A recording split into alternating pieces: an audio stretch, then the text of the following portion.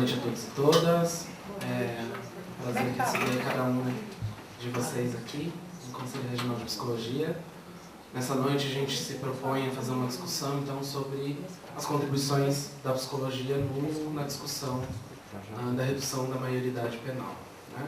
Meu nome é César, sou psicólogo, componho a direção do Sindicato dos Psicólogos do Paraná e junto com o Conselho Regional de Psicologia, especialmente na figura da Célia, a gente tem construído uma articulação estadual que se chama Paraná contra a Redução da Maioridade Penal, um movimento que, enfim, acolhe diversos segmentos de movimentos sociais, de entidades de trabalhadores, comunidades religiosas, estudantes e, enfim, entidades como escolas, até representantes do governo, para fortalecer uma contraposição aqui no estado do Paraná à tramitação da PEC 171 de 1993, que propõe a redução da maioridade penal, de 18 para 16 anos. Então, esse movimento tem se organizado aqui no estado do Paraná através de audiências públicas. A gente já teve, na tarde de ontem, uma audiência na Câmara dos Vereadores. No dia 26,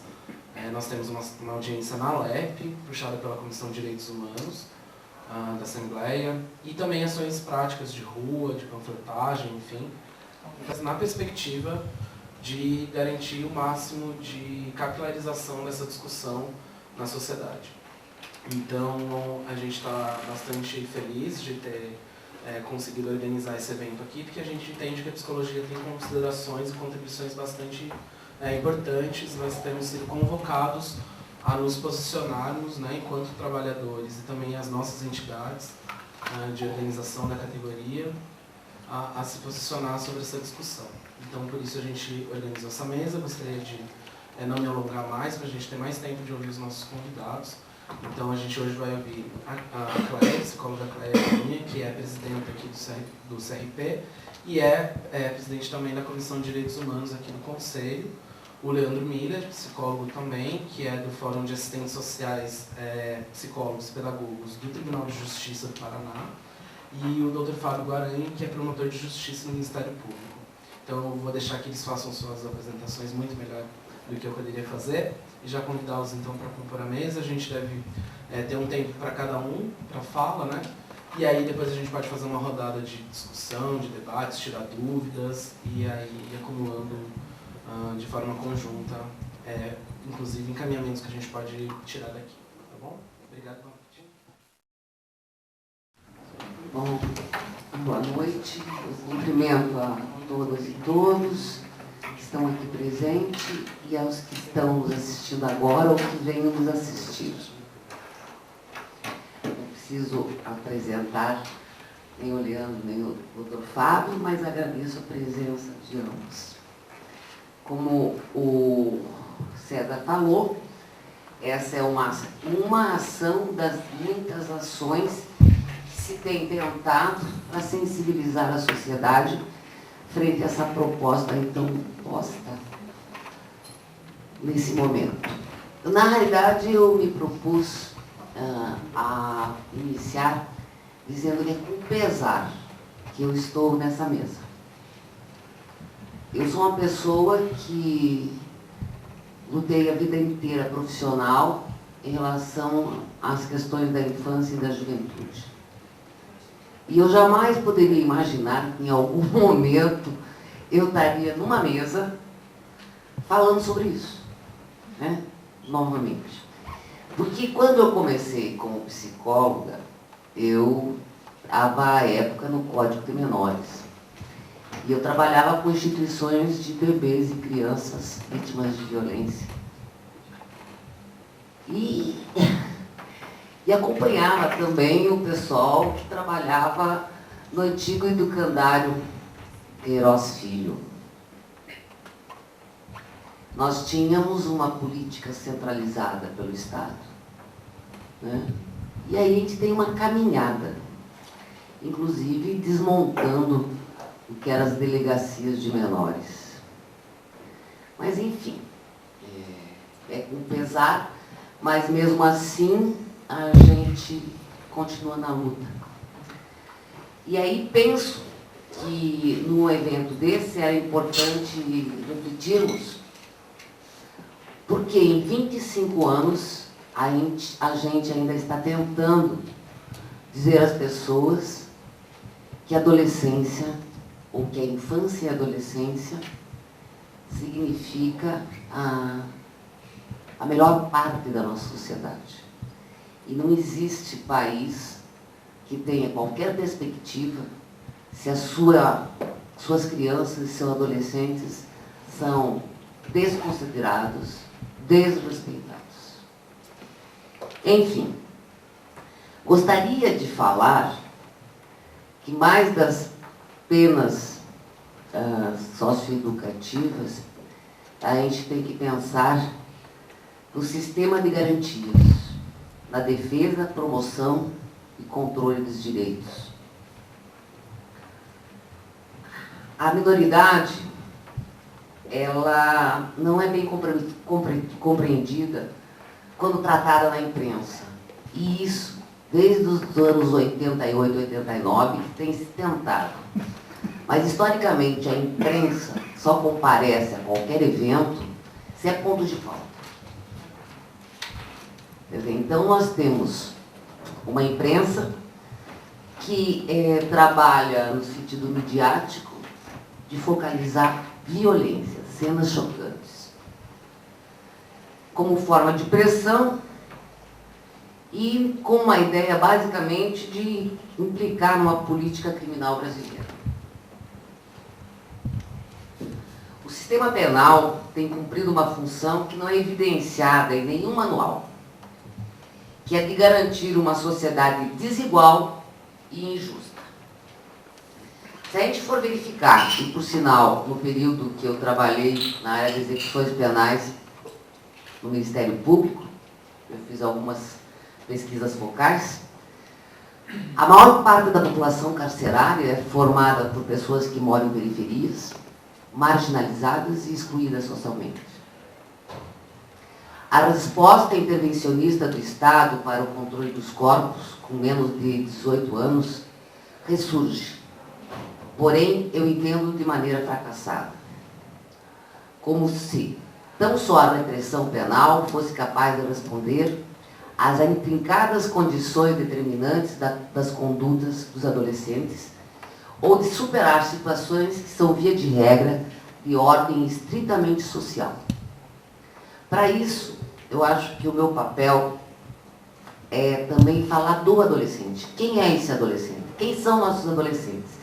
E aí, algumas pessoas que já me conhecem há alguns anos vão lembrar quando eu falava do Estatuto da Criança e do Adolescente, que o pessoal separava. Que menor era tudo aquilo que era sujinho, fedidinho, pobrinho, e adolescente era meu filho, meu sobrinho, meu vizinho. Então, mais uma vez, eu gostaria de pensar que quando a gente fala em políticas, em redução da maioridade penal, a gente está falando do meu filho, do teu sobrinho, de jovens.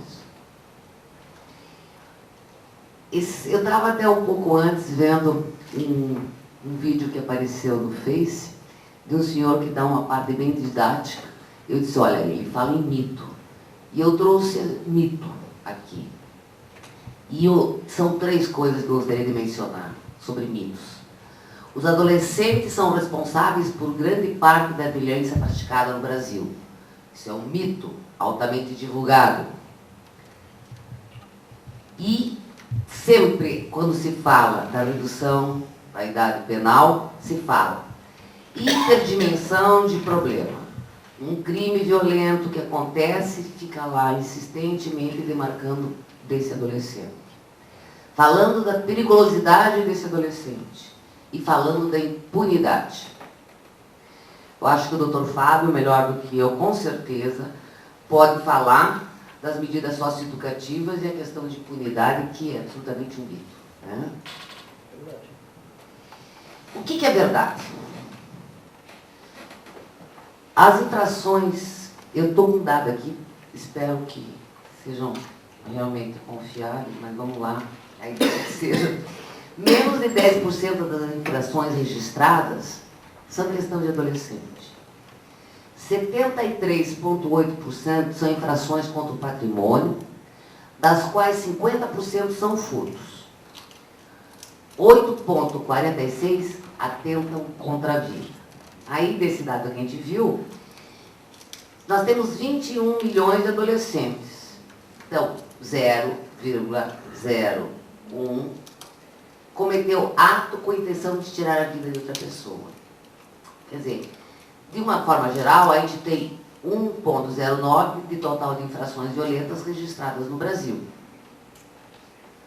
Mas todo mundo esquece, ninguém fala, que crianças e adolescentes são diariamente vítimas, seja por ação ou omissão da família e do Estado. E aí, rapidamente, eu gostaria de lembrá-los que nós temos que tentar olhar o seguinte: mais do que nunca, quando se trabalha com criança e adolescente, está na hora de a gente desmistificar a idealização de uma dada estrutura familiar como sendo natural. Aí tem que se abrir o caminho para o reconhecimento da diversidade das organizações familiares no contexto histórico, social e cultural. Deve-se ultrapassar a ênfase na estrutura familiar para enfatizar a capacidade desta, em uma diversidade de arranjos, exercerem a função de proteção e socialização de suas crianças e adolescentes.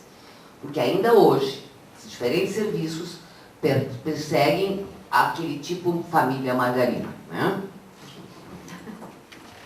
Bom, e aí é aí que é o meu terreno, que é falar sobre adolescência. O que é esse adolescente? Se nós pensarmos que uma criança, ao entrar à escola, ou seja, nos níveis iniciais, ela está dando os seus primeiros passos. Se a gente pensa com 6 anos, se a gente pensar em adolescente, 12, faz 6 anos que essa figurinha está começando a aprender relações sociais. E aí, dali 4 anos, a gente está querendo colocá-lo no presídio.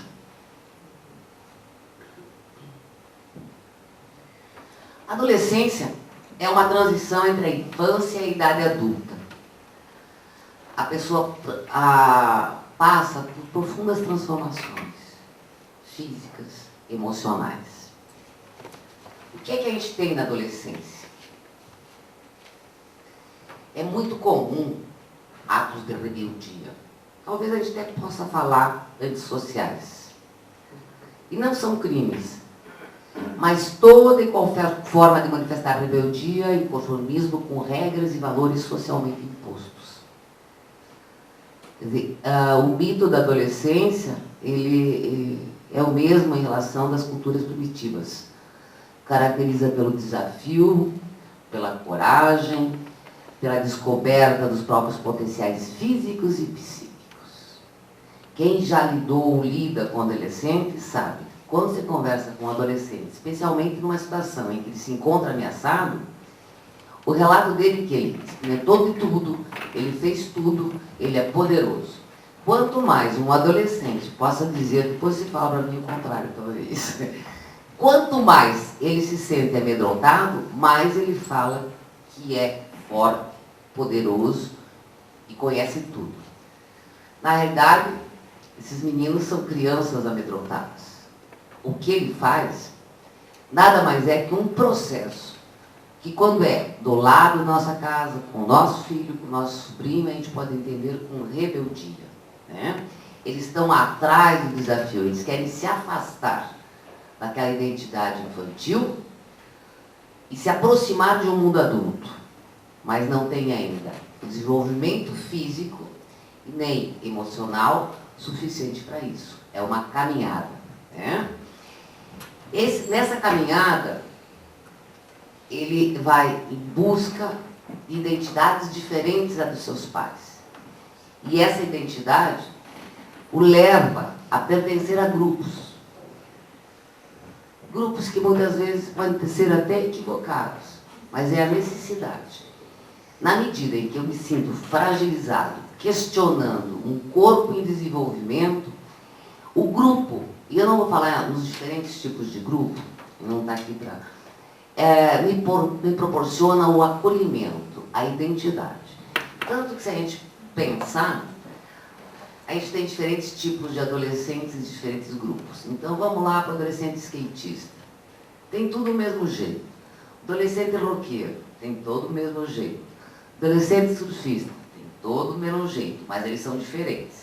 É no grupo que eu encontro a minha identidade. E é nesse grupo que eu vou me diferenciar daquilo que me lembra a minha identidade infantil.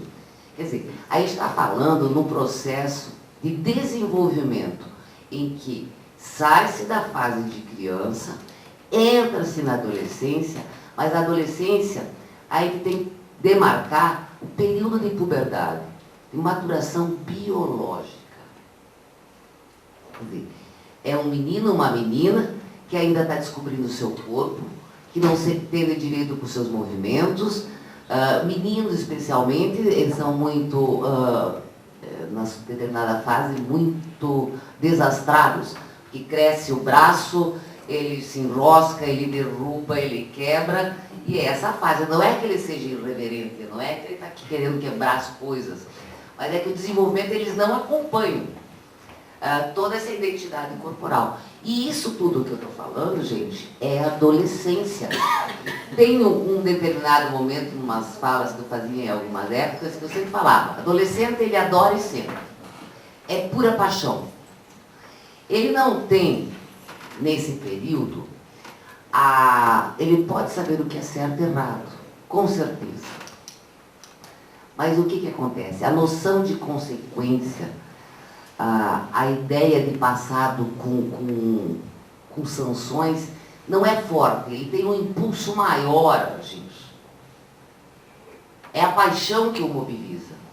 E esse grupo a que ele pertence também pode ser o condutor de várias ações. Um adolescente se encanta com as figuras mais velhas. E se essas figuras mais velhas forem valentes, audazes, enfim, até um pouco infratoras, é um encantamento. É um encantamento. Para meninas adolescentes, para azar dos meninos, não tem ninguém, nenhuma menina de 13, 14 anos que se encante pelo coleguinha de 14. O negócio dela é 19, 20, 21.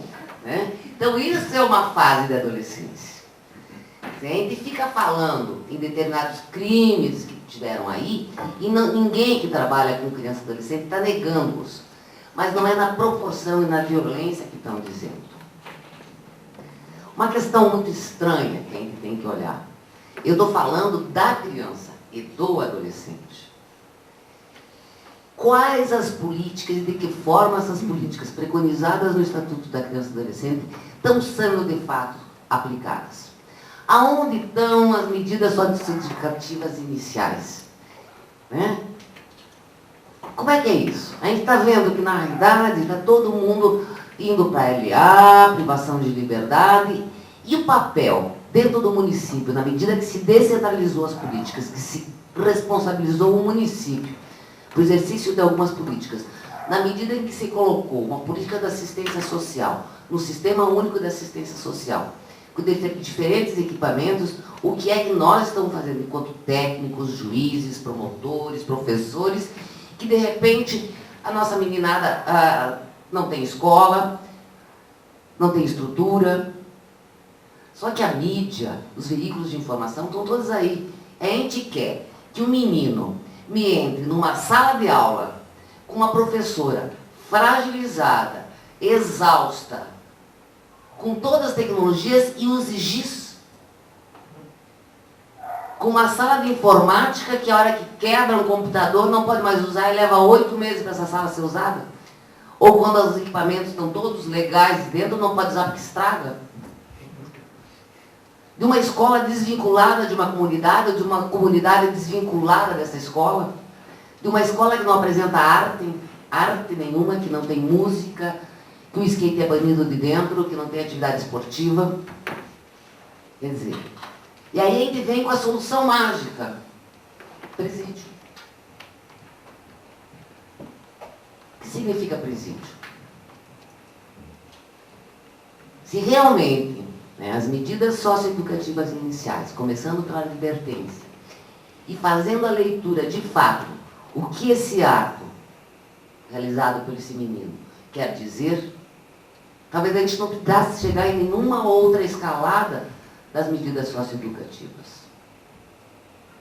Nós estamos enfrentando muito mais que uma questão de delito, de omissão de uma sociedade a uma população significativa.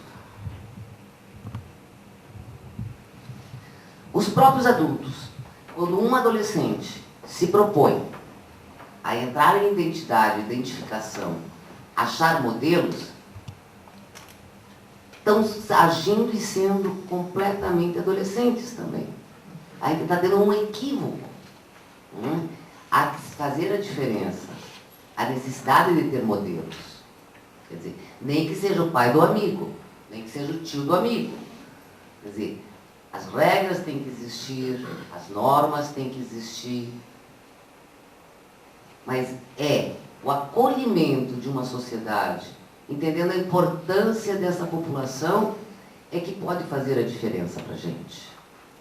Não existe possibilidade de se ter qualquer perspectiva no sentido de encaminhamentos, no sentido de uma sociedade progressista, se você repetir o que tem sido repetido em vários momentos da história, quer dizer, o enclausuramento, o fechar, o afastar dos grandes centros, se repetir uma história que, como se tratava quando se tinha algumas doenças, eram os lugares mais afastados das urbanos. O sofrimento mental era enclausurado. Quer dizer, e agora o adolescente que questiona determinados valores, que propõe pela sua criatividade uma nova forma de sociedade, que se não fosse pela a energia do adolescente em questionar a sociedade, nós não teríamos determinadas modificações. Nós estaríamos lá do jeito que era aquele coisa. E aí que também querem clausurar num sistema prisional em que, uma pesquisa focal que eu fiz, a pessoa estava há 11 anos preso e continuava analfabeto. 11 anos, 24 horas por dia. O cidadão continua analfabeto. Aí a gente pode, até ouso ser um pouco irreverente e pensar que o aprisionamento, a redução da maioridade penal, não tem a ver com o adolescente e nem com o delito, e sim com o interesse econômico. Porque na medida em que não tem mais vaga, quem vai gerenciar isso? Né? Só posso crer nisso. Talvez seja uma análise bastante simplista, talvez a ideia talvez verticalizar mais, aprofundar mais o tema, né? Eu não sei, o Ângelo colocou aquela figura aqui atrás? Isso. Eu falei para o Ângelo e procurei hoje, mas não consegui, eu estou com algumas questões que têm me tirado algum tempo. Esse era um folder que a gente teve bem no início dos anos 90, quando a gente começou a convencer as pessoas que o estatuto era legal. Na época eu trabalhava com o Olímpio, a gente passou o estado inteiro, comecei polícia, professor. E essa foi uma foto de uma estátua em que o fotógrafo foi muito feliz, num momento muito infeliz, de uma criança dormindo nos braços, e que a gente intitulou de Mãe de Pedra. É isso, gente, eu acho que é uma fala bastante superficial até, mas é a forma que eu quero demarcar no dia de hoje o meu desagrado por estar tendo que falar sobre esse tema. Obrigada.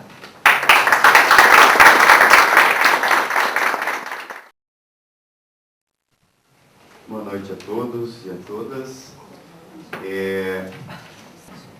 Eu não tenho experiência com a Cleia, mas também estou aí na área, trabalhei 10 anos em centros de socioeducação e na área de políticas para a infância e para a juventude, Hoje sou psicólogo da Vara da Infância e da Juventude de Curitiba e trago aqui para vocês um pouco da minha experiência enquanto profissional da psicologia nesses espaços e gostaria de frisar que, além, né, do mito de que não há,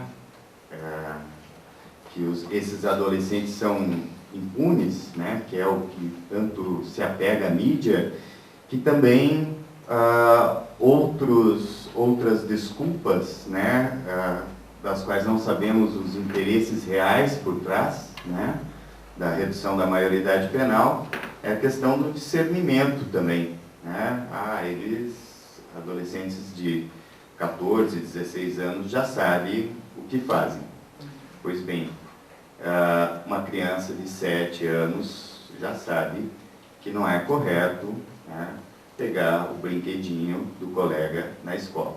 Então, não é uma justificativa plausível. E trago para vocês uma questão, que sujeitos queremos com a redução da maioridade penal, né? Quando a sociedade clama, quando a bancada da bala, né, traz isso em pauta, qual o interesse que tem por trás? Pois então, boi, bala e Bíblia. Quais os interesses que tem por trás? Que tipo de sociedade que a gente quer? Bom, eu não vou me deter muito, né, na questão aqui sobre o nascimento das prisões, mas eu acho que é importante a gente falar, né, sobre, e aí eu não teria um outro teórico para um outro pensador para me referenciar do que, senão, Michel Foucault. Tá? Então, nós temos aí, quando o castigo dos criminosos, né, ele se torna não tolerável para a sociedade, no sentido de quem praticava algo contra o rei, o soberano, ele era executado em praça pública, com suas vísceras expostas, arrastado por cavalos, num suplício que demorava horas, dias, né? E aquele ritual, aquele espetáculo se repetia. Com as transformações e o processo civilizatório, né, entre outras questões, a sociedade acabou não achando isso mais interessante, não era mais racional, né? O ser humano, né, racional não poderia pactuar com isso. Então nós temos aí o surgimento das prisões como um dispositivo, uma ferramenta no sentido de juntar todas as demais instituições e os demais aparelhos disciplinares, como a escola, a família nuclear, né, como a Cléia se referenciou, não é formada mais somente, né, de papai, mamãe e filhinhos. Então a gente tem uma outra discussão muito importante, por exemplo, que é esse tal do Estatuto da Família aí, né, que precisa ser feito também, né? Então, com o nascimento das prisões, o que interessava? Interessava, além dos outros mecanismos de se docilizar os corpos, de torná-los úteis para o sistema que vinha se colocando, seria de corrigir os indisciplinados. Então, nós temos aí no nascimento da prisão, né, não que ela não existisse antes, mas o seu objetivo não necessariamente era o da correção. Nós temos, então, ela como um instrumento de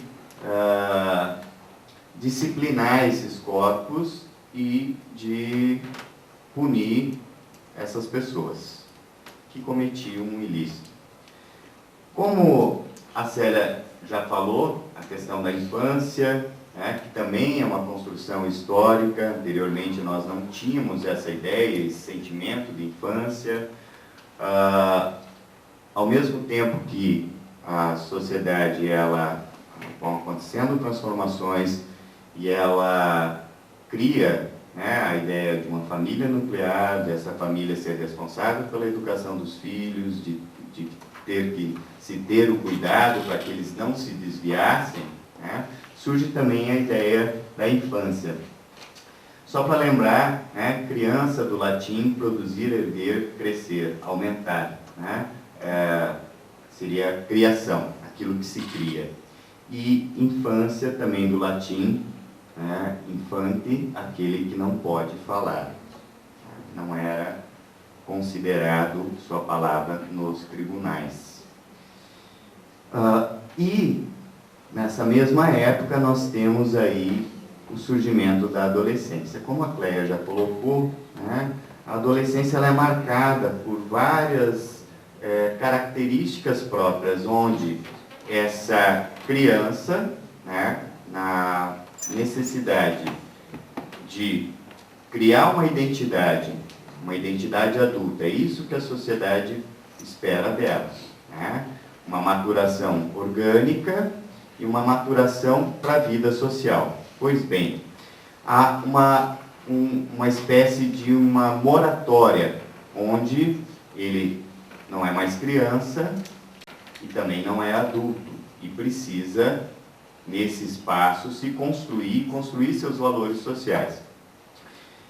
Eu, nesses 10 anos aí, trabalhando com adolescente em conflito com a lei, privado de liberdade, o que a gente ouve muito dos adolescentes, né? Eu não discordo de você quando a Cléia diz, né, que esses adolescentes, quando se colocam de uma maneira impositiva, tentando demonstrar um poder, né, é também uma maneira de proteção, mas é a busca de uma visibilidade social. O que seria isso? Bom, nós aqui, no nosso dia a dia, quando a gente vai se apresentar, quando a gente vai participar de algum grupo, seja ele profissional, familiar, nós nos apresentamos com as nossas referências, por exemplo, Leandro, psicólogo, trabalho em tal lugar. Isso é uma maneira de eu poder circular socialmente. É uma forma, é um código, uma senha que a sociedade, que a contemporaneidade acaba, de uma certa forma, exigindo para que a gente possa circular pelos espaços sociais. Pois bem, quando falamos que não há, que há uma impunidade desses adolescentes, eu gostaria de falar que nesse exato momento 1.100 adolescentes no estado do Paraná já estão recolhidos, trancados, já comeram a sua marmita, conhecida, né, já comeram a sua marmita e estão aguardando mais um dia de privação. Já estão em seus alojamentos, ouvindo rádio, muito provavelmente, né? Desses 1.100, hoje, no ano, são aproximadamente 3.500 adolescentes que passam pelo sistema socioeducativo de privação de liberdade. Eu não estou falando de medida em meio aberto. Tá?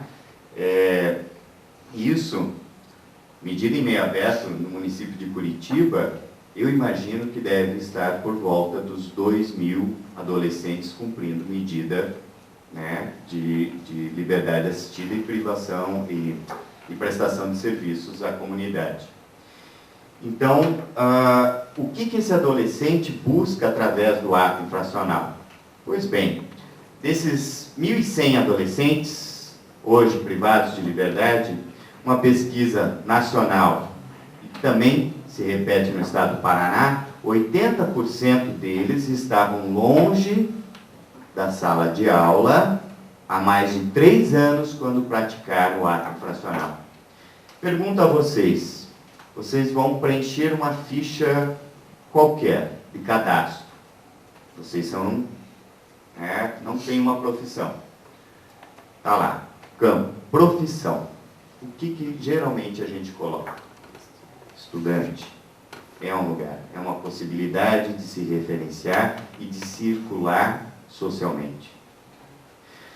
Quando a gente pensa que a nossa identidade se dá pela participação desses grupos, seja o skatista, o rapper, na minha adolescência, Curitiba era uma cidade completamente roqueira, né? Hoje nós temos um movimento de hip hop bem forte e que faz um trabalho muito bacana com essa juventude também. Mas o que esse adolescente busca quando ele vai praticar um ato infracional? Bom, mas por que você foi, roubou, né? Ora, para ter dinheiro, para ter um tênis, para ter uma camiseta da Hollister. Por quê? Porque as meninas vão olhar, porque na vila, né, as pessoas vão ter respeito, eu vou estar com uma arma, eu sou chefe do tráfico, é uma forma de poder ser reconhecido socialmente. Então, precisamos sim pensar nas políticas públicas que tem previsto no Estatuto da Criança e do Adolescente, como elas estão sendo aplicadas. Bom, então, eu parto do princípio, né, pela minha experiência e por literatura, que o adolescente, né, que pratica o ato infracional, ele, além das questões de rebeldia e de pertencimento ao grupo, é uma necessidade de ter um porto seguro para ancorar a sua identidade. É um lugar que lhe dá segurança para isso.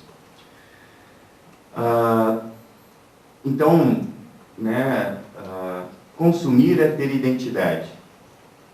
Por que isso? Porque hoje em dia a gente consome, né? Para você ser skatista, estudante, né, rapper ou qualquer outra coisa, você precisa ter acesso a lugares e a bens de consumo. O problema não é o consumo. O problema é que o desejo de consumo, ele é extremamente democrático. Está aí, né, circulando todo momento no espaço urbano, nas redes sociais, o desejo de consumir. Agora, o acesso a essa possibilidade de ter esses bens e de ter uma participação social, de ter essa senha de reconhecimento social, é que não é universalizado.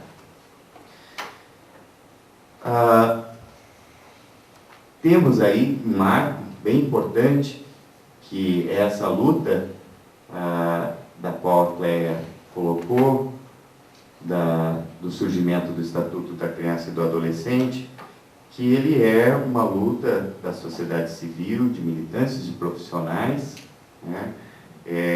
Aquela foto é uma foto de um jornalista do Globo, né, que circulou, foi capa de edições do Estatuto da Criança e do Adolescente, e representa bem o momento vivido onde a inclusão do artigo 227 da Constituição Federal deixa bem claro que é dever da família, da sociedade e do Estado assegurar à criança, ao adolescente e ao jovem, com absoluta prioridade, o direito à vida, à saúde, à alimentação, à educação, ao lazer, à profissionalização, à cultura, à dignidade, ao respeito, à liberdade e à convivência familiar e comunitária, além de colocá-los a salvo de toda forma de negligência, discriminação, exploração, violência, crueldade e opressão.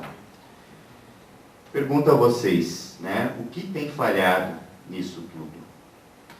Bom, o Estatuto da Criança e do Adolescente, ele também estipula a responsabilização desses adolescentes que, porventura, pratiquem um ato infracional, que é a tipificação, né, seria um ato análogo a um crime, né? Inclusive a tipificação deles se dá pelo Código Penal. A gente tem muitos adolescentes que marcam no seu corpo o Código Penal que eles fizeram. E aí, o que tu é? Um 57, um 55, né? Roubo, furto, é uma forma deles se identificarem, é uma forma de pertencimento que eles têm. E quem fala que esses adolescentes não têm internalizados uma regra ou uma codificação de normas, são desregrados, não conhece a realidade dentro de uma unidade de internação ou de um presídio. Né? Acho que um exemplo de um presídio, vocês têm um filme maravilhoso, que é o filme Estômago, e dentro de um centro de socioeducação eles são extremamente asseados, organizados, alojamentos muito limpos, com várias normas e códigos desde a linguagem até a entrada de um adolescente que não participa, que nunca foi privado de liberdade dentro de uma unidade de internação, ele acaba tendo um padrinho, o qual vai lhe ensinar as palavras. Né? Por exemplo, café é moca, pão, Marrocos, banheiro é boi, e tantas outras variações, que é uma forma de codificação, de criar uma micro-sociedade da qual eles pertencem. E isso na internação, na medida socioeducativa de internação. Então, o que nós temos? Nós temos como recurso todas essas possibilidades. A advertência, a obrigação a reparar o dano, a prestação de serviço à comunidade, que é uma competência do município, a liberdade assistida, que é uma competência do município, a inserção em regime de semi-liberdade, que é uma competência estadual, do governo do estado, do executivo estadual, e a internação em estabelecimento educacional, que também é uma competência do governo, do executivo estadual. O que nós tínhamos até pouco tempo atrás que eu me refiro aí, 2008, 2009, medidas socioeducativas de meio aberto sendo executadas por conselho tutelar, que não era o correto. O conselho tutelar não é essa atribuição do conselheiro tutelar. Prestação de serviço à comunidade, onde o adolescente era numa cidade, um exemplo, numa cidade do interior, onde composta aí de 5, 6 mil habitantes, onde ele era o único adolescente infrator, né? E a prestação de serviço à comunidade era lavar a viatura, a única viatura da polícia, na única praça pública. Tá? Então, vocês vejam, né, isso com uma determinação judicial. Eu vou me ater. Tá? E além dessas, temos também as previstas também no artigo 101, inciso 1 a 6 do ECA, que são as medidas protetivas, que seriam, no caso, né, a possibilidade de colocação deles, encaminhamento para os pais ou responsáveis, orientação, apoio e acompanhamento temporário, matrícula e frequência obrigatória em instituição de ensino fundamental, inclusão em programa de auxílio familiar, tratamento médico, psicológico ou psiquiátrico em regime hospitalar ou ambulatorial, ou inserção em tratamento para alcoolistas e toxicômanos. Tudo isso pode ser aplicado também a um adolescente que comete um ato infracional. Pois bem, nem sempre isso é aplicado. Se abrirem mais 300 vagas em Curitiba, se o Centro de Socioeducação de São José dos Pinhais, que está desde 2010 pronto para ser inaugurado, que não conta com 80 vagas, ele enche de um dia para o outro. Por quê? Vão surgir mais adolescentes que cometeram ato infracional, que precisa ser privado de liberdade? Não, porque muitas vezes o judiciário acaba se utilizando como aquela que deveria ser a medida excepcional, né, sendo a principal medida. Então, trouxe algumas questões aqui da execução da medida, do acompanhamento. O Estatuto ele é bem vago na questão da execução da medida socioeducativa.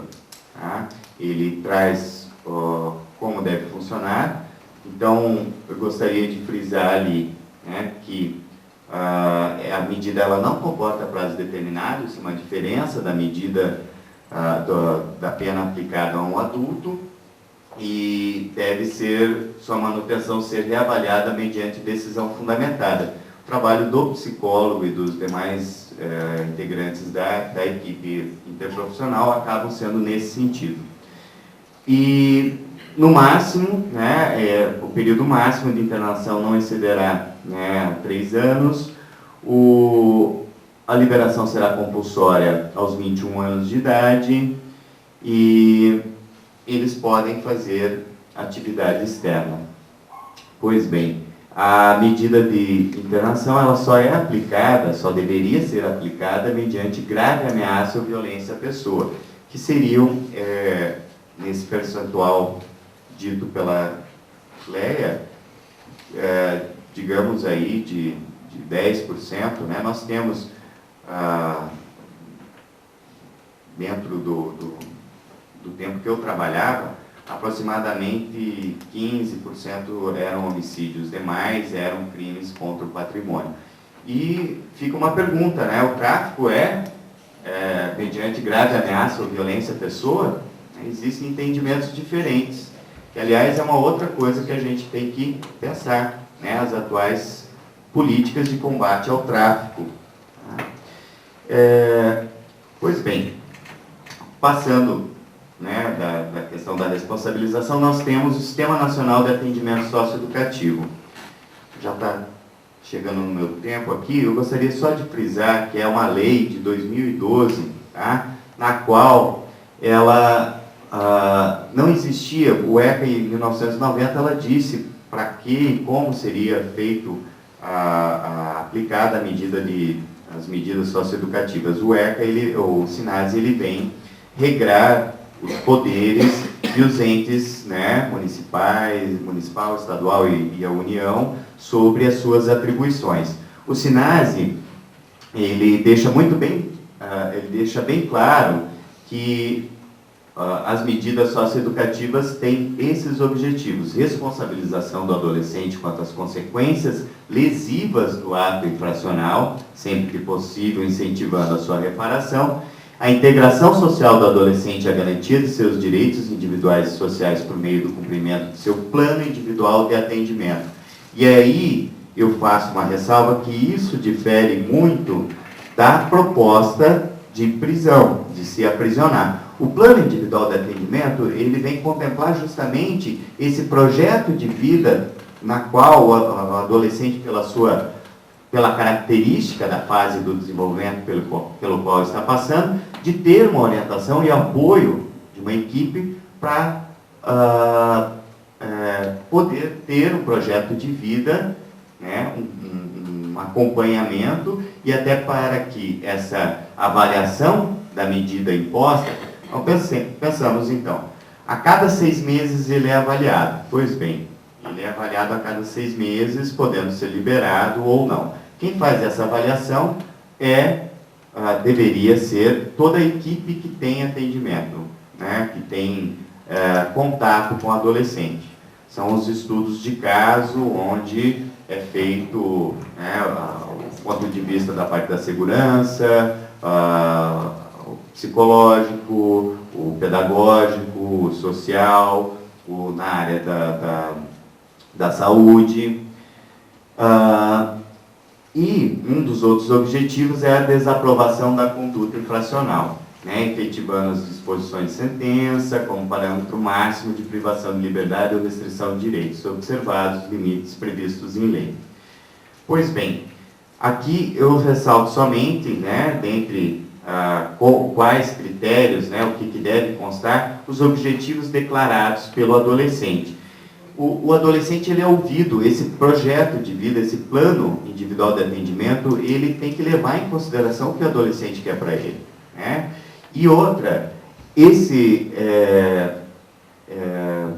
projeto de vida, ele deve, né, esse plano individual de atendimento, ele deve contemplar a sua história de vida, suas habilidades, seus interesses, dificuldades e a prática do ato infracional situada no contexto de sua biografia. Esse é um trecho aqui de um documento produzido pelo Conselho Federal de Psicologia, né, publicado em 2010, que é referências técnicas para a atuação do psicólogo no âmbito das medidas socioeducativas em unidade de internação.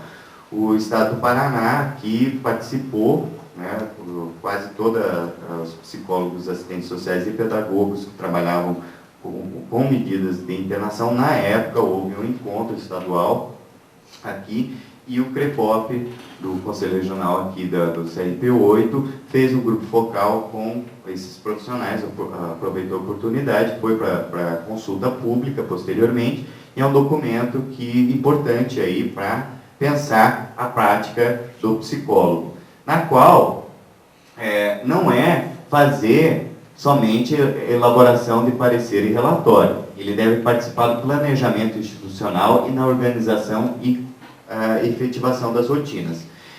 Então, é uma atribuição do psicólogo, dentro da execução da medida de internação, possibilitar que seja um ambiente onde ele possa ser ouvido, possa ser considerado sua história pessoal. E um outro aspecto do trabalho do psicólogo é a parceria, a articulação com outros programas e serviços, que seria a ideia de incompletude institucional. O Foucault, quando fala em instituição total, né, e traz os manicômios, as prisões, enfim, enquanto instituições fechadas em si, em contrapartida a isso, né, a ideia de uma incompletude institucional seria de abrir as portas das unidades de privação de liberdade para que esses adolescentes possam acessar os programas da rede, tá? Na área de saúde, profissionalização, capacitação, convivência familiar e comunitária, e que também seja possível que a comunidade, a sociedade possa, né, entidades, grupos, coletivos, possam desenvolver projetos, trabalhos dentro das unidades de privação de liberdade. E aí eu trago alguns desafios, né, que seriam romper com o caráter punitivo da medida socioeducativa, porque sim, ainda há o entendimento do caráter, que é uma questão punitiva no sentido de expiação da sua culpa, da sua penitência, né? Então não se está no centro de socioeducação, está numa penitenciária, onde tem que se pagar a penitência, né? E isso está muito nos profissionais também, né? Então nós temos dois extremos. O pessoal da equipe técnica é quem passa a mão na cabeça de bandido, né? Temos o extremo também de quem olha de fora, muitas vezes sentado no conforto de uma cadeira lá da academia, né? E fala que todo mundo que trabalha dentro de um centro de socioeducação é carcereiro de criança, né? O déficit de servidores do Executivo Estadual, Municipal, Judiciário, Ministério Público e Defensoria Pública. Defensoria Pública é algo muito importante.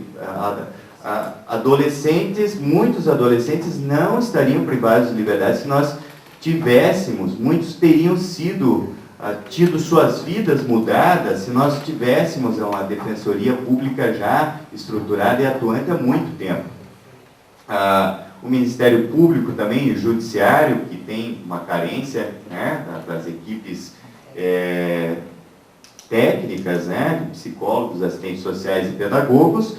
O Executivo Estadual, onde, né, você vai trabalhar numa equipe interprofissional, mas você é o psicólogo, pedagogo, assistente social.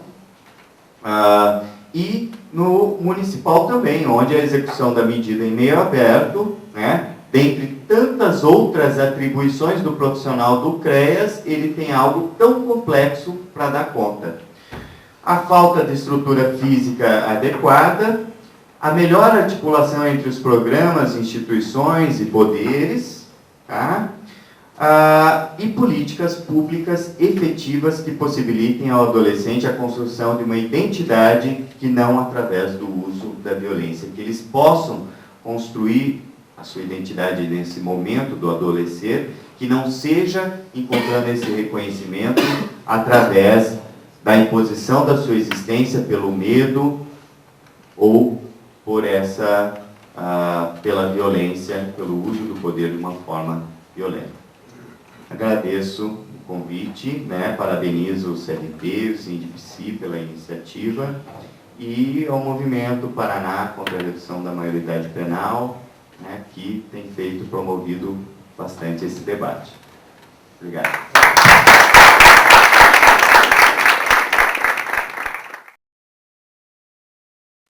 Muito obrigado, boa noite, pessoal.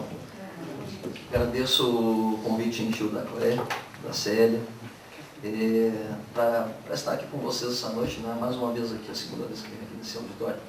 Eu estava ouvindo atentamente o Leandro, gostei da exposição. A questão da penitência, eu adoro essa coisa da genealogia das palavras, né? Da simbologia, que é uma coisa genial. Foi muito bom, tá? E te ouvir também atentamente. E tem que fazer uma ruptura de linguagem aqui, porque eu vou para o juridiquês, né? Quase que rompendo a linguagem, mas no final eu acho que é um encontro possível, necessário. Eu vi algumas coisas ontem para preparar essa fala. Quando a gente fala de redução da idade penal, quando a gente trabalha maioridade, minoridade, isso se insere dentro do direito penal num plano dogmático, que trata de um aspecto do crime relacionado à chamada imputabilidade. Imputabilidade penal. Porque menoridade de 18 anos no Código Penal brasileiro é uma causa para afastar a imputabilidade penal. Então, se eu quero saber um pouquinho do juridiquês, eu não posso começar falando de menoridade, eu tenho que começar falando de imputabilidade, dos sistemas de exclusão da imputabilidade, e daí inserir a questão da menoridade dentro desses sistemas. Tá? Então, esse é o percurso inicial dessa minha fala. Mas, vendo algumas coisas assim, ontem, por exemplo, não pude resistir a abrir essa fala com uma leitura de um parágrafo, de um texto, com o qual eu concordo. O cara diz assim, admitindo assim que o menor exige mais, se não de forma absoluta, exige educação, reforma e proteção, e não repressão. O ideal seria cuidar-se em codificação especial e não na lei penal comum da menoridade em geral, da infância desvalida, abandonada, delinquente ou infrator e enfermo, sujeito à jurisdição própria com juízes e tribunais adequados e seu pessoal com instrução técnica, e com todo o aparelhamento moderno de estabelecimentos aperfeiçoados para esse fim, derrogados mesmo certos preceitos rígidos da lei civil quanto ao Instituto do Pátrio Poder e outros. Concordo? Gênero, número e grau. E venho falar de um texto de 1938. Isso que eu achei legal. José Prudente Siqueira, um desembargador do então Distrito Federal, que era o Rio de Janeiro, né? A imputabilidade e a responsabilidade criminais, era uma monografiazinha, sobre os então projetos de reforma que dariam no nosso Código de 1940. Tá? Mas eu tinha que ler isso aqui porque, poxa, 100 anos, que eu posso fechar essa fala com algo que foi escrito há 100 anos? Ou como é que a gente volta a falar disso? Interessante. Quer dizer, né? Mas vamos lá. O percurso então inicial é tentar inserir a vocês que são alheios ao cotidiano de uma dogmática penal na linguagem desse discurso dogmático. Vamos lá. Primeiro entender o que é imputabilidade. Imputabilidade é a capacidade psíquica de ser culpável, assentada sobre duas pilastras: madureza, maturidade, e sanidade, saúde mental. Capacidade de ser culpável é capacidade de ser reprovável. E alguém só pode ser reprovável por algo bom ou ruim. Ruim. O que é esse algo ruim do direito penal? É o que na dogmática a gente chama de injusto jurídico penal, que é um comportamento que contraria a lei penal e não encontra justificativa ou excludente de ilicitude. Um exemplo rápido, o homicídio. O homicídio contraria a lei penal, viola a norma não matar, o artigo 121, e pode não se justificar, dependendo das circunstâncias em que ele foi praticado. A depender das circunstâncias pode até se justificar. Alguém pode praticar uma conduta de matar alguém em legítima defesa. Aí a conduta, em vez de injusta, é o quê? Justa. E sendo justa, eu não vou discutir se o sujeito é ou não é culpável. Reprovável, de novo, porque alguém só pode ser reprovável por algo injusto. Né? Então, em direito penal, primeiro a gente explora se o que aconteceu foi justo ou injusto. Ou seja, se a conduta foi típica e antijurídica, assim que a gente fala. Ou seja, se ela se adequou a um texto que desenha, recorta um crime, e se aquele comportamento que se encaixa num desses recortes, como matar alguém, foi feito em circunstâncias não justas, como, por exemplo, uma legítima defesa. Se a conduta foi injusta, aí a gente vai discutir se quem fez a conduta injusta merece ser reprovado por esse seu comportamento injusto ou não merece. Isso é, merece ser censurado por esse seu comportamento injusto ou não merece? Finalmente, merece ser culpável por esse seu comportamento injusto ou não merece? De modo que aparece a ideia então de culpabilidade como sinônima de reprovabilidade, como sinônima de censurabilidade. Posso dizer assim de uma maneira muito simples que crime é um injusto culpável, um injusto reprovável, um injusto censurável. Agora, o injusto é censurável, reprovável, quando o agente é imputável como primeira exigência para ser culpável. Depois tem outras exigências que não cabem aqui essa noite. Mas a primeira exigência para alguém ser reprovável quando pratica um comportamento injusto é que esse alguém seja imputável em juridiquês, em penalês. E o que é ser imputável? O que é imputabilidade? Antecipei, vou repetir. Imputabilidade é capacidade psíquica de culpabilidade. E essa capacidade psíquica de culpabilidade, ela assenta sobre dois pilares, que eu também vou repetir. O pilar da saúde mental, da sanidade, e o pilar da madureza mental, da maturidade. Então há um binômio que dá suporte à ideia de imputabilidade jurídico-penal. É o binômio sanidade, maturidade mental. Com essa dupla estrutura, é possível afirmar o quê? Que alguém é imputável, isso é, alguém possui compreensibilidade normativa. Essa palavra compreensibilidade é fácil de entender. O que é compreensibilidade? É possibilidade de compreender. Normativa, possibilidade de compreender a norma. Compreensibilidade, não só no sentido de ter a notícia do que ela norma, define como certo ou errado, mas como capacidade de internalizar dentro de si a norma que define o certo ou errado, como uma espécie de guia interno, de sinal de advertência para a alma, de algo como uma espécie de sinal amarelo de, olha, aqui está o que devo fazer, aqui está o que não devo fazer. Então, quando eu falo de compreensibilidade normativa, eu falo da possibilidade, antes de tudo, de internalização da norma. De internalização da norma. E o direito penal só atribui culpabilidade a pessoas que possuem essa capacidade de internalização da norma, de compreendê-la e de segui-la. Daqui deriva a ideia de que a imputabilidade tem dois elementos básicos em penalês. Na nossa língua aqui do direito penal, a imputabilidade exige elemento cognitivo, exige elemento cognitivo e elemento volitivo.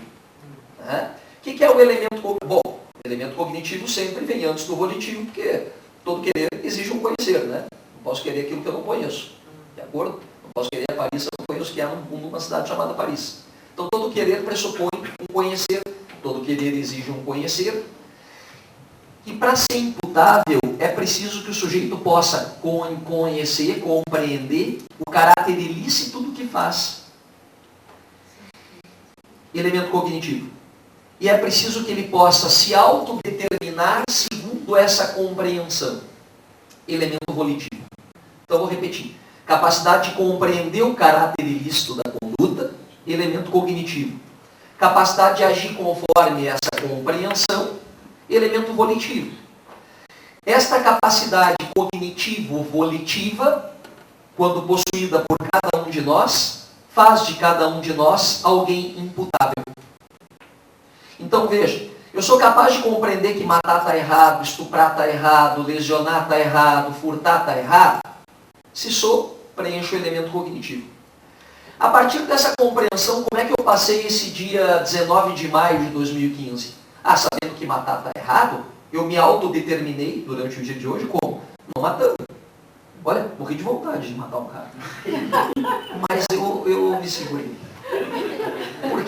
Porque eu tenho a autodeterminação pautada pela compreensão. Eu me autodetermino pelo que compreendo.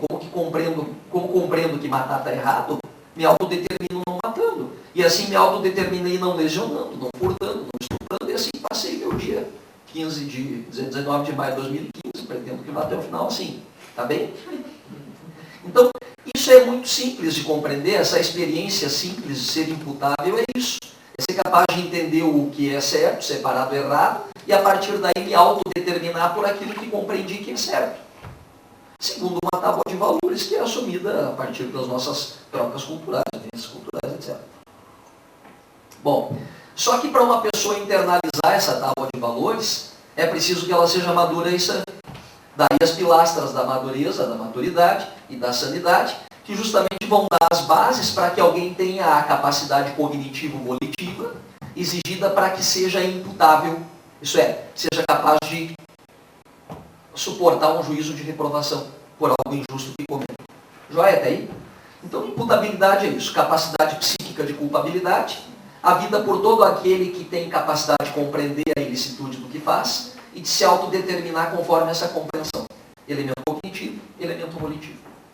Bom, a partir daí, existem uma série de situações que excluem a imputabilidade. Forjada sobre a falta da baliza da sanidade, de um lado, forjada sobre a falta da baliza da madureza, da maturidade, de outro lado. São as causas de inimputabilidade, que o Código Penal desenha: doença mental, desenvolvimento mental incompleto, etc, etc, etc, menoridade de 18 anos. Agora, o mais importante, talvez, antes de trabalhar com especificamente uma das causas, que é a que nos interessa essa noite, a menoridade, é entender os sistemas que os vários códigos penais do mundo, inclusive o nosso, adotam para estabelecer como as causas de inimputabilidade funcionarão.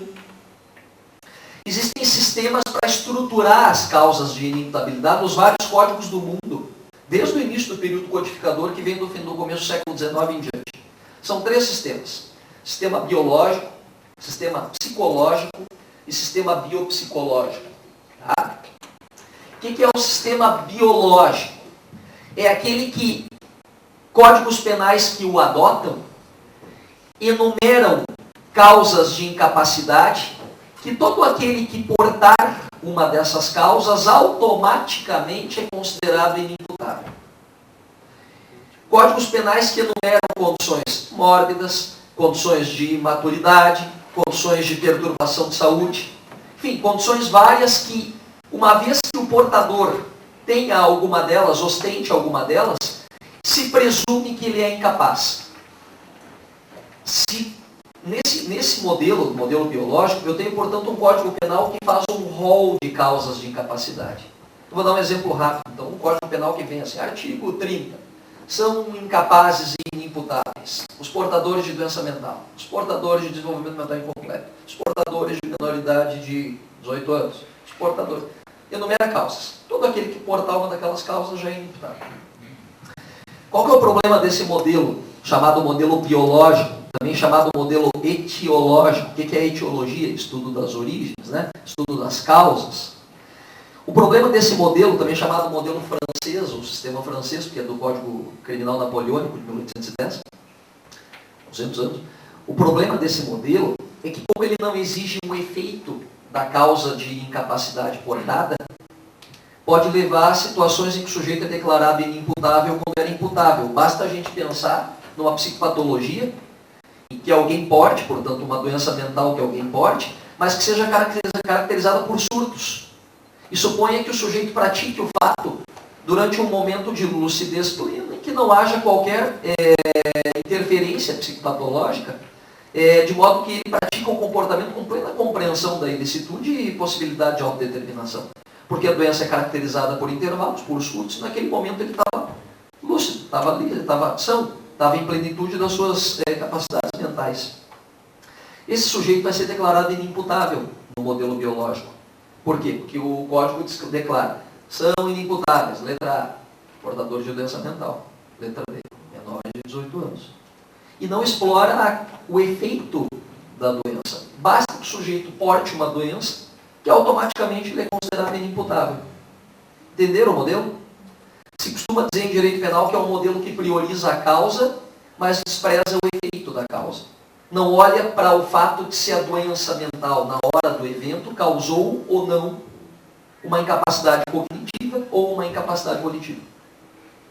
Presume que todo aquele que porta a causa de incapacidade automaticamente é inimputável. Entenderam o modelo biológico? Tá. Modelo psicológico. Modelo número 2 de interesse. O modelo psicológico diz o seguinte: é inimputável todo aquele que ao tempo da ação ou da omissão era incapaz de compreender a norma ou era incapaz de se determinar por ela. Pouco importando o que determinou essa incapacidade. Pode ser uma doença mental? Pode. Pode ser minoridade? Pode. Pode ser embriaguez? Pode. Pode ser uma toxicidade, ainda que passageira? Pode. Pode ser uma toxicidade, inclusive, buscada de propósito? Pode. Ou seja, são modelos que priorizam agora o efeito sem nominarem as causas. De modo que tudo o que causar uma incapacidade cognitiva ou uma incapacidade volitiva poderá levar o sujeito à absolvição. Os códigos não enumeram as causas, simplesmente declaram: é inimputável quem ao tempo da ação é incapaz de compreender a norma ou de segui-la. Por que? Não interessa. Esse modelo, o modelo inglês, modelo anglo-saxão, também sofre muita crítica porque se costuma dizer que dá muita liberdade para o julgador. Porque automaticamente o julgador tem agora o poder de definir o sujeito como incapaz, seja a razão pela qual detecte que ele ao tempo da ação não conseguia compreender a norma ou se autodeterminar. Por isso os modelos dominantes, os modelos vencedores, aqueles que são admitidos na maior parte dos códigos do mundo, são os modelos mistos ou biopsicológicos, que o nome indica bem. É uma mistura do primeiro com o segundo. São modelos, então, agora, primeiro, em que o Código Penal enumera causas de incapacidade cognitiva ou volitiva, mas não se limita a isso. Além de ele enumerar as causas de incapacidade, olha só, ele exige que essas causas tenham por efeito, na hora do evento, a incapacidade de compreensão da norma ou a incapacidade de autodeterminação por ela. Então não basta o sujeito, por exemplo, ser doente mental.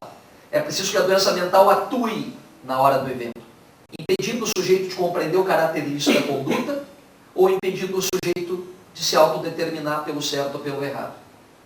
Lembra da propaganda do Gelol, antiga? Não basta ser pai, tem que participar. Lembra disso?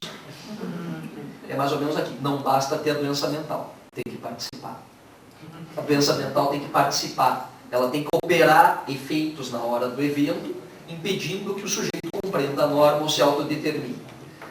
Tem que ter a causa e tem que ter o efeito. Então não basta só a causa em detrimento do efeito, como o modelo biológico. Não basta só o efeito em prejuízo da causa, como o modelo psicológico. É preciso que o sujeito ostente uma das causas de incapacidade que o código enumera. E é preciso que essa causa opere na hora do evento, impedindo-o de compreender a norma ou de se autodeterminar conforme. Esse é o modelo biopsicológico. Tá bom? O nosso Código Penal, de modo geral, opera com esse modelo. Porque no artigo 26 dele, ele diz assim, ó: é inimputável, é isento de pena, aquele que, por doença mental, uma causa. Desenvolvimento mental incompleto, outra causa.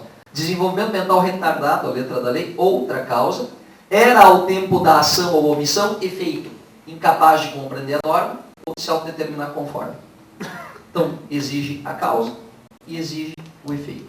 Joia? Agora, quando se trata de menoridade, aí eu ingresso na questão da menoridade. Quando se trata de menoridade de 18 anos, olha como é que é a redação do artigo 27 e do 228 da Constituição. Eles dizem assim, ó: são inimputáveis os menores de 18 anos, ficando sujeitos à legislação própria, que é o Estatuto da Criança, também apresentado pelo Leandro. São inimputáveis os menores de 18 anos, ficando sujeitos à legislação própria. Que sistema é esse? Biológico, psicológico ou biopsicológico? Vamos ver, enumerou uma causa de incapacidade? Sim ou não? Sim, a menoridade de 18 anos, que está apoiada agora não na sanidade ou insanidade, mas na imaturidade, não madureza. Enumerou uma causa. Nisso está sendo o quê? Biológico. Tá? Agora, exige que essa causa gere o efeito da incapacidade cognitivo-volitiva na hora do evento? Eu tenho que olhar se porque o sujeito tinha 15 anos, ele na hora não compreendeu a norma, ou até compreendeu, mas não conseguiu segui-la. Eu preciso olhar isso no processo penal? Não. Porque se ele tiver mesmo 15 anos, basta juntar a certidão de nascimento dele nos autos, que se presume, em penales iuris et de iure, né, de direito e por direito, que esse sujeito é incapaz. Sem que eu precise olhar se essa menoridade de 18 anos produziu como efeito a incapacidade de compreender a norma ou a incapacidade de seguir a norma. Eu não preciso olhar isso, porque o legislador presume.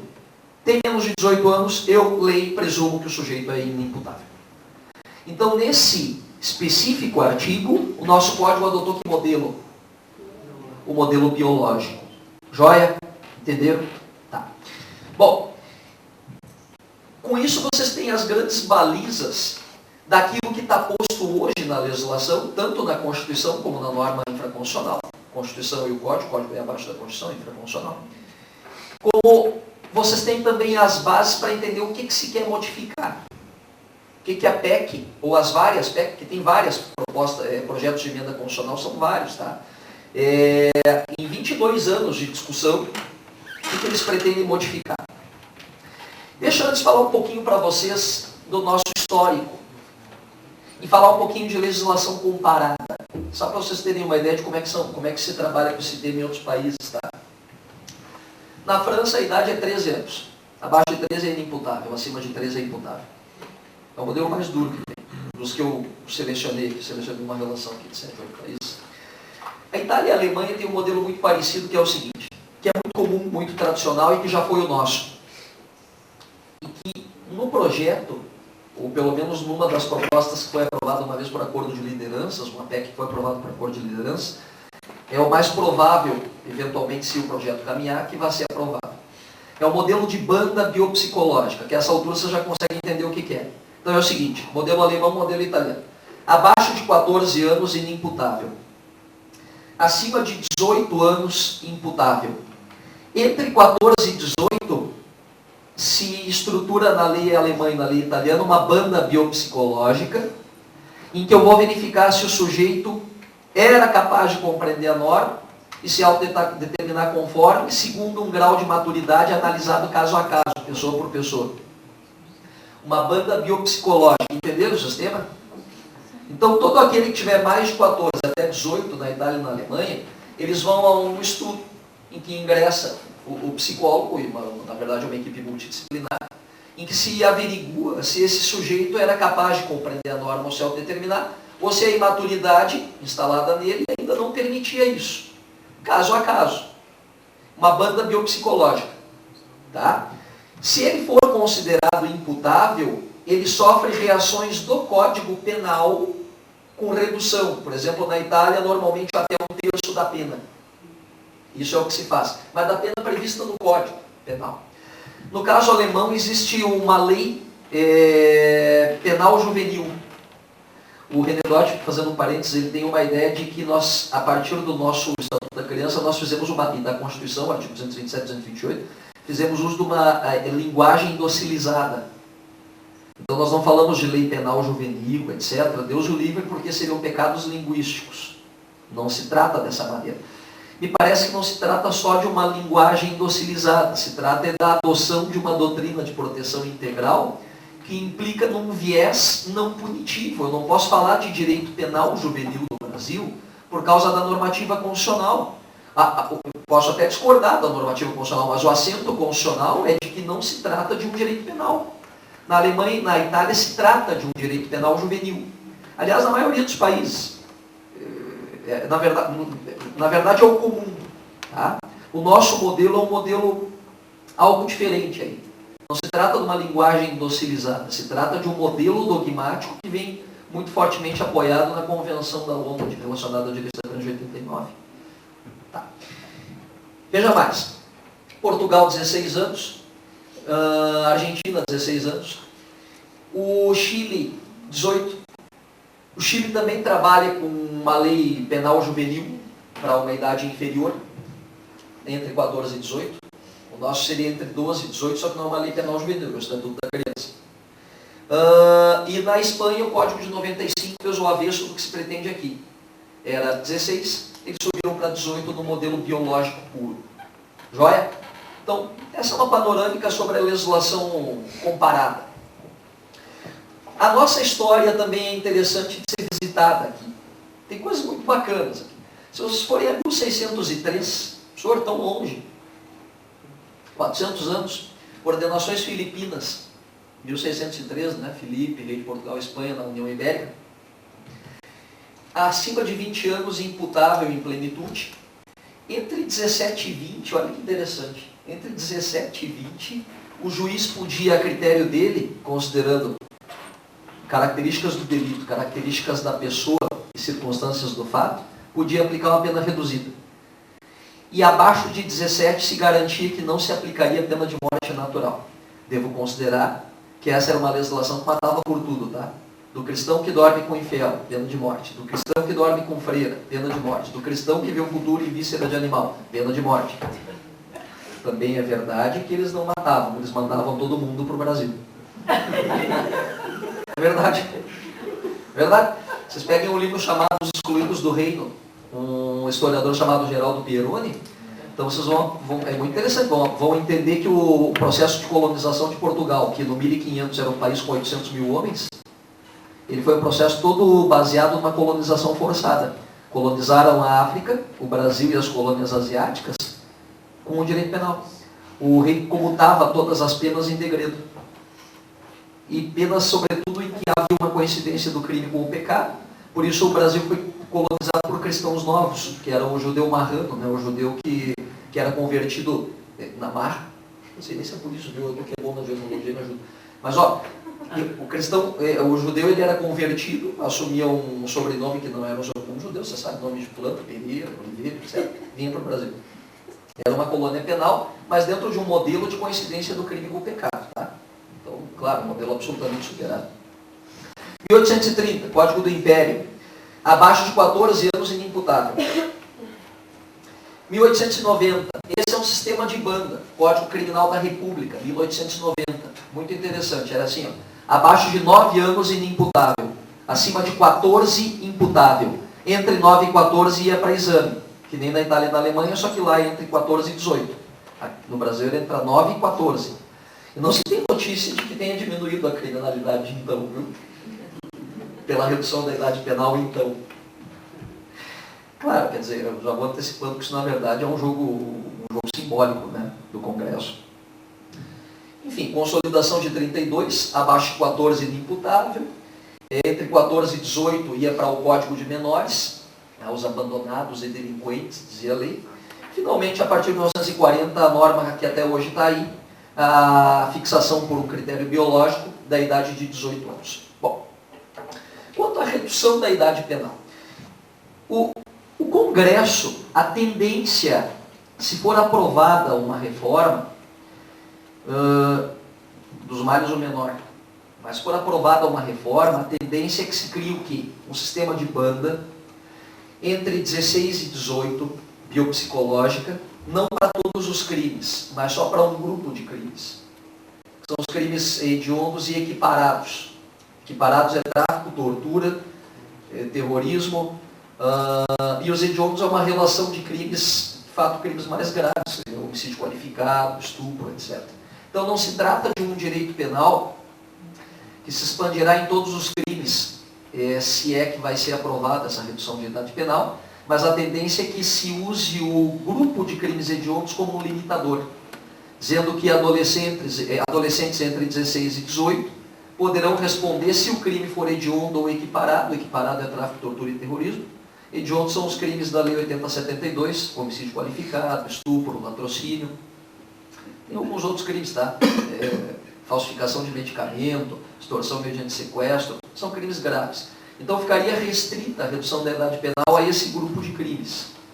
E não seria automática, seria uma redução que teria que operar através de um critério biopsicológico, que é o mais comum.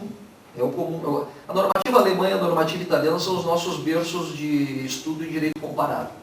São os modelos deles, só que eles, em vez de entre 16 e 18, entre 14 e 18. Então, não se trata propriamente de algo aberrante do ponto de vista da construção dos modelos dogmáticos de outros países, olhando para o direito comparado.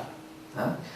Agora, não conta com a minha simpatia essa redução da idade penal, sobretudo pelo tipo de argumentação que se utiliza para defendê-lo. Existem alguns argumentos muito precários que a gente tem que tratar de no mínimo situar. Eu acho que esse tipo de evento é para isso. Poxa vida, primeiro deles, é muito comum se dizer que o adolescente tem que ser criminalizado porque ele inclusive vota. 16 anos ele vota e pode trabalhar com 14. Bom, eu nunca vi usar o trabalho infantil como um argumento para criminalizar alguém. Mas o fato é incrível esse argumento. Esse do trabalho é incrível, mas a gente sabe de qualquer forma que o trabalho é da qualidade de aprendiz. Começa por aí, quer dizer, tem um tratamento diferenciado como aprendiz dentro de uma série de limitações típicas de alguém que se insere no mercado de trabalho, mas assistido em relação ao estudo, e do outro lado, vide a lei de estágio. Por outro lado, a concessão de um direito civil, como o direito de votar, em nenhum momento implica na responsabilização do adolescente, sobretudo porque esse direito não tem relação com aquilo que se quer dar a ele como responsabilidades. Ainda se eu estivesse ganhando um direito como contraparte, ter um dever, dentro de uma velha ética do dever kantiana, bom, muito bem. Agora, o que tem o direito civil de ser votado em relação com o furto? Com deveres de responder criminalmente por um furto? Nada. Não tem relação nenhuma. De outro lado, eu concedo direitos civis para menores de idade? Bom, votar, trabalhar, liberdade de trabalho, 2, mas outros tantos, quer ver? Guri de 11 anos pega ônibus? Sim, pega. De 13, 11, 10, pega ônibus. Esse é um direito civil, liberdade de ir e vir. Direito fundamental de primeira geração. Então, porque ele pega ônibus, então agora deve ser um motivo para ele ser responsabilizado. Finalmente, ele tem um direito civil e pega ônibus. Entenderam? Quer dizer, o senhor não tem lógica isso que está falando, ele não pode ser responsabilizado. Eu sei que não. Tanto quanto tem o direito civil de votar, não pode levá-lo a ser responsabilizado. Uma coisa não tem relação com outra.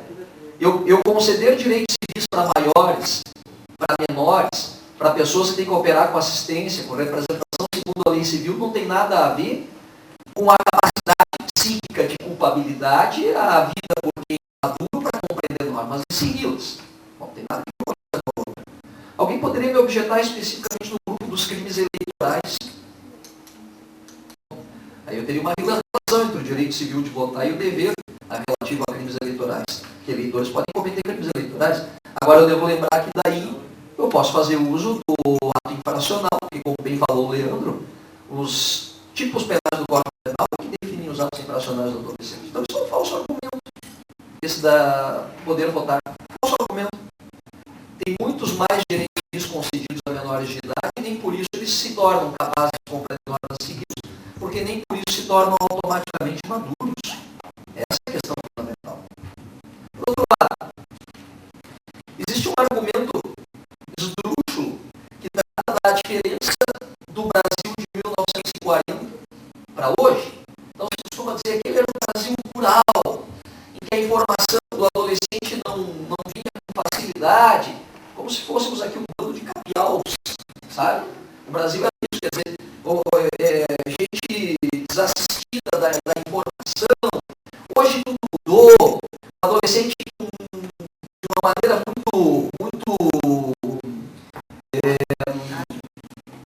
quando é muito novo, de uma maneira muito precoce, ele tem acesso à compreensão do certo e do errado. Realmente uma criança de 7 anos sabe matar alguém que está errado. Tá? Agora veja, a questão toda do adolescente, antes de tudo, ela não está bem no elemento cognitivo, ela está no elemento cognitivo. Falou muito bem. A Clerecon estava falando, por exemplo, das dinâmicas de grupo. Há um sociólogo antigo, já falecido, Edwin Sutherland, que trabalhava com crimes econômicos, mas dizia que a gente, para se diferenciar dos demais grupos, se associa a um, e se associa a um como repetindo as práticas daquele grupo. É a teoria da associação diferencial, que é uma teoria que explica a gênese de qualquer crime, aliás, esse é o teórico, famoso os crimes de colarinho branco, Robert Wright, né? São os blue collar crimes, os crimes daqueles que têm o colarinho azul, uniforme na fábrica, do operário. Então, esse sociólogo americano, em 1939, já falava da associação diferencial.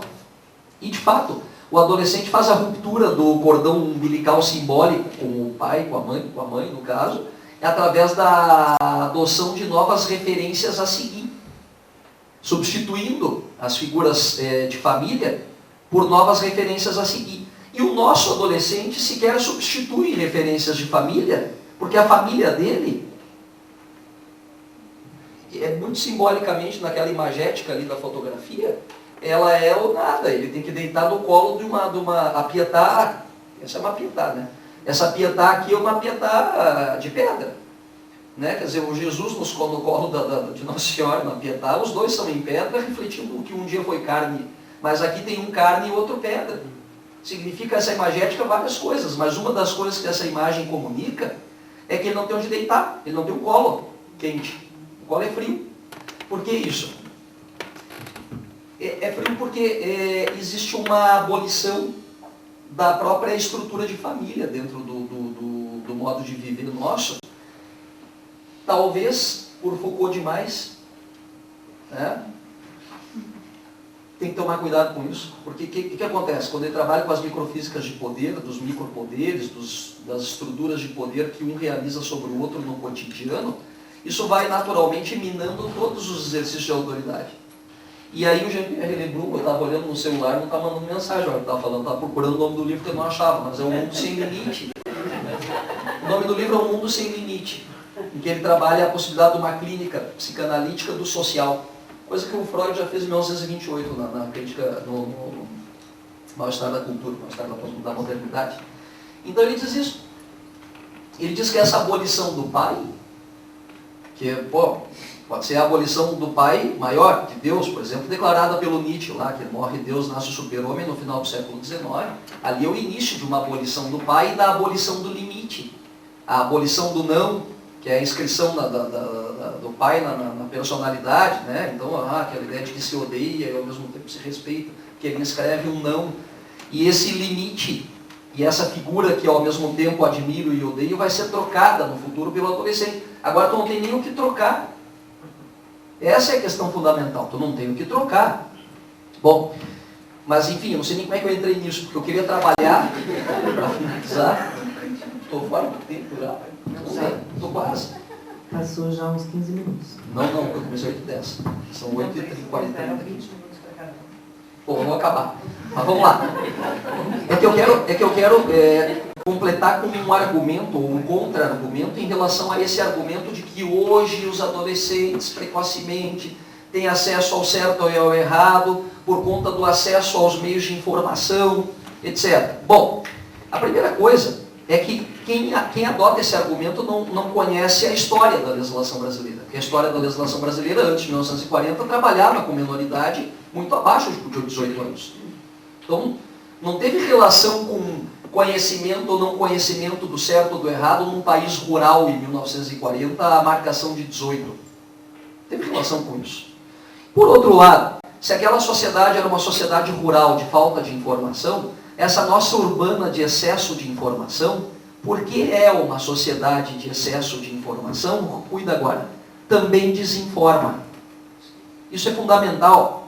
Pensa nos 1000 meios de comunicação, na revolução da linguagem informática que se tem hoje, e pensa que vai chegar em casa agora, sei lá, vai ligar na TV, e vai estar no celular, e o celular na internet, e o teu computador na tua frente, o computador acoplado na TV, 2 imagens da TV, do noticiário, pode botar uma rádio ao mesmo tempo na própria internet, outra rádio do modelo antigo, mais um telefone fixo do teu lado. Um mundo de fontes de informação, tá? Que vão produzir informações contrárias umas às outras. Aí é o interessante. De modo que os adultos, ou qualquer um, não interessa a idade, não tem como adotar referências. Eu vou pegar um velho exemplo, mas que não tem nada a ver com a redução de minoridade, mas alguém já sabe se pode comer algo com soja transgênica? Eu, em 97, pela primeira vez, vi um discurso sobre que não podemos, e um grande professor dizendo que podemos, o outro diz que não faz mal, o outro diz que faz mal, e os caras, o pós-doutor em nutrição, o outro pós-doutor em biologia, e eu não entendo nada disso.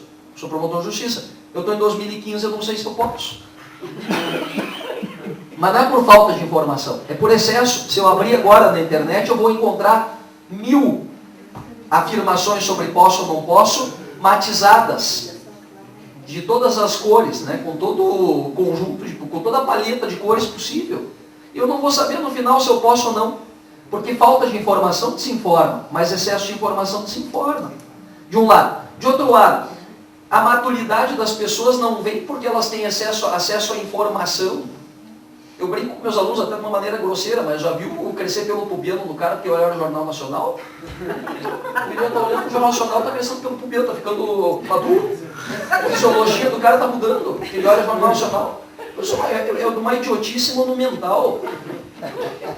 Claro, porque as pessoas podem compreender o certo ou o errado, mas a questão delas é trabalhar com essa compreensão na autodeterminação. E certo que os adolescentes têm dificuldade de fazer a contenção das suas vontades, ou de fazer uma leitura adequada da associação diferencial e dos grupos a que aderem, e naturalmente por isso precisam de proteção integral. Então o discurso todo é um discurso falacioso que trata, aí todo mundo já sabe, que trata de, na verdade, dar uma resposta de aparência para um problema de segurança pública que é um problema sério, mas que não passa por isso. E vou finalizar para dizer o seguinte.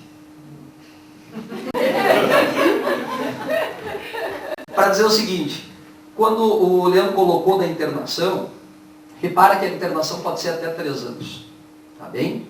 E isso é um regime fechado, literalmente. Sabe quanto que tem que pegar um adulto para pegar 3 anos de regime fechado? 18 anos. O que eu quero dizer com isso é o seguinte. Num homicídio simples, claro que não é a regra isso, tá? Mas num homicídio simples, em que a pena é de 6 a 20, em que a nossa tradição é começar a dosimetria pelo mínimo, 6 anos, em que é comum o sujeito sair com uma pena de 6, 7, 8, 9 anos, em que até 8 anos o regime é aberto, até 4 o regime é aberto, mais que 4 até 8 é semi, mais que 8 é fechado, e que se progride de regime com um sexto. Pensa comigo, um cara que pega 6 anos mínimo legal por um homicídio, ele vai iniciar em semiaberto, colônia penal, e vai progredir de regime com um sexto, de 6, que é 1 ano. Tudo bem? Cada 3 dias de trabalho ele vai remir 1 de pena, remissão. E cada 3 de leitura, estudo é o Paulo Coelho. Ele vai também abater 1 de... É verdade. Ele também vai abater 1 de pena.